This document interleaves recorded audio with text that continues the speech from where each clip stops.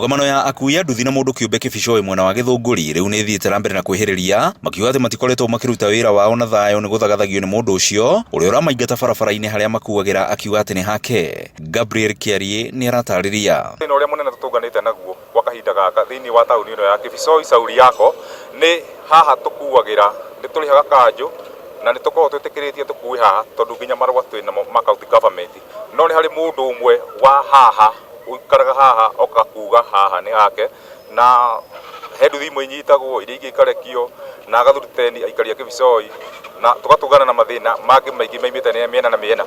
Maugite ona thengia ya gukorwo ni marihiire marua ma ukui kuri thirikari ya kaunti ya Kiambu na gwitikirio gukuagira mukira-ini wa bara makoretwo magitungio githagathago kia mahinda kwa mahinda na kuremwo ni kuruta wira wao.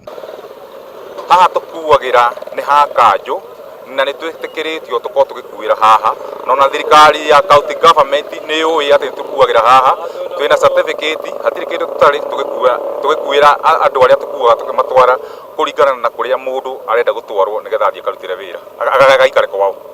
Francis Kimani uria ni mukui thitĩnji-inĩ ya Kibicoi augite hari na bata honge iria cikuruhanite na gutuithania ndogamano iyo cingirire handu ha gutura marutagirwo mukana. Tuhetwo mikana ati haha nituhere haha kana nitukugerwo ngero rutani ndi ndahetwo mukana wa kwero njehere haha ngithii borithi na rie ndona uteithio na ubindo rite nayo riu ni ngogeria thirikari ihote uria kundeithiriria kuringana uria tuhetwo mukana haha ni ngogerwo ngero ati kana ni nderirwo ati ni nguthukio riu ni ndirahoya uteithio gwi thirikari ya kaunti na thirikari nene.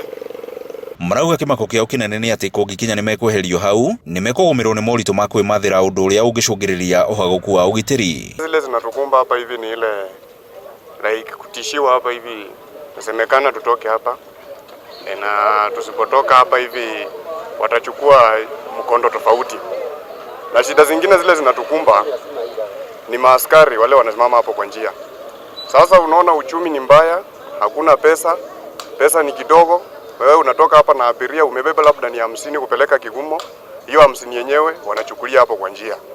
Sasa sisi hapo hivyo tunapata changamoto zile kubwa zenye zinatuumiza. Grifotra Inoro TV kuma Kibicoi Githunguri kaunti-ini ya Kiambu, nie njitagwo Wero wa Mwangi.